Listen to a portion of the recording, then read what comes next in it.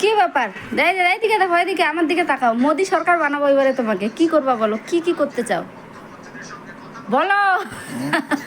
বলো কি কি করতে চাও বলো, এইদিকে তাকায় বলো কি করতে চাও। বলো। হ্যাঁ বলে না। পাকিস্তানকে কি করতে চাও, কি অবস্থা করতে চাও? পরমাণু বোমা দিয়ে উড়াই দিতে হবে। কি রে, বোমা দিয়ে উড়িয়ে দিবা?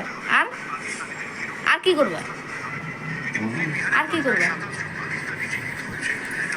হ্যাঁ হাসে, খালি খবর খবর খবর।